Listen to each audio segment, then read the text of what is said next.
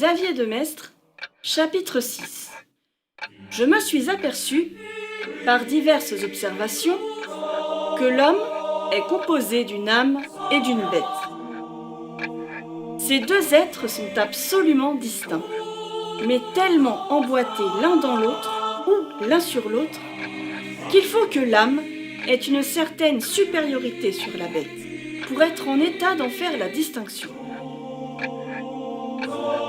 Je tiens d'un vieux professeur que Platon appelait la matière l'autre. C'est fort bien, mais j'aimerais mieux donner ce nom par excellence à la bête qui est jointe à notre âme. C'est réellement cette substance qui est l'autre, et qui nous lutine d'une manière si étrange. On s'aperçoit bien, en gros, que l'homme est double. Mais c'est, dit-on, parce qu'il est composé d'une âme et d'un corps. Et l'on accuse ce corps de je ne sais combien de choses. Mais bien mal à propos, assurément, puisqu'il est aussi incapable de sentir que de penser.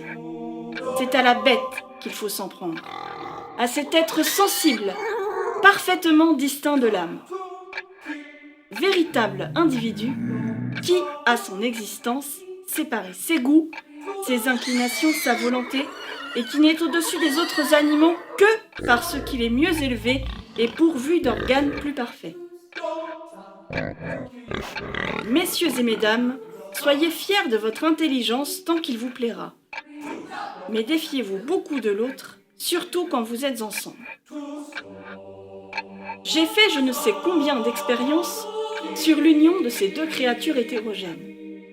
Par exemple, j'ai reconnu clairement que l'âme peut se faire obéir par la bête et que par un fâcheux retour, celle-ci oblige très souvent l'âme d'agir contre son gré. Dans les règles, l'une a le pouvoir législatif et l'autre le pouvoir exécutif.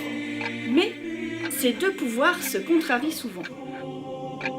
Le grand art d'un homme de génie est de savoir élever sa bête afin qu'elle puisse aller seule, tandis que l'âme, délivrée de cette pénible accointance, peut s'élever jusqu'au ciel.